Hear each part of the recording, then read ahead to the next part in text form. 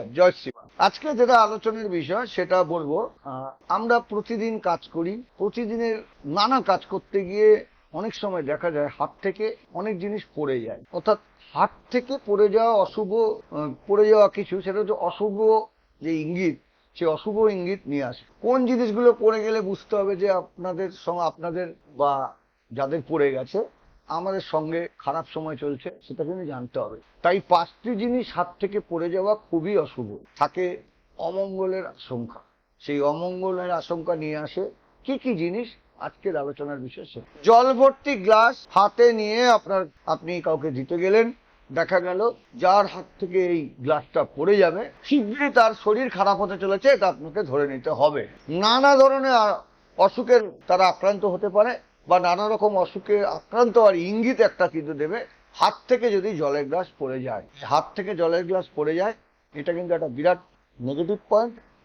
যার হাত থেকে জলের গ্লাসটা পড়ে যাবে, মনে করতে হবে তার শরীর খারাপ হতেছে খুব তাড়াতাড়ি, এবং নানা ধরনের অসুখে আক্রান্ত হওয়ার ইঙ্গিত কিন্তু আপনারা পেয়ে গেলেন এই জলের গ্লাস পড়ে যাওয়ার ঘটনা। এইবার সর্ষের তেল অনেকের পড়ে যায়, সর্ষের তেল পড়ে যাওয়াও কিন্তু একটা অমঙ্গলের চিহ্ন বহন করে। যে সমস্ত সংসারে এমন ঘটনা ঘটে, সেই সংসারে কিন্তু এই সর্ষের তেল হাত থেকে পড়ে যাচ্ছে, এরকম যে সংসারেই ঘটুক না কেন, সেই সংসারে ঋণের দায়ে ধরে নিতে হবে জড়িয়ে পড়তে পারে। সর্ষের তেল নষ্ট হওয়া সংসারে অলক্ষীর প্রবেশের ইঙ্গিত বহন করে আনে, এটা মাথায় রাখতে হবে। সুতরাং সেদিকে কিন্তু নজর দিতে হবে। চাল পড়ে গেল, হঠাৎ হাত থেকে আচমকা চাল পড়ে যায়, তাহলে বুঝতে হবে যে মা লক্ষ্মী আপনার উপরে রুষ্ট রয়েছে, এর ফলে আর্থিক সংকটে কিন্তু জড়িয়ে পড়তে পারেন। এরপর আসছি, দেখা যাচ্ছে হাত থেকে নুন পড়ে যাওয়া।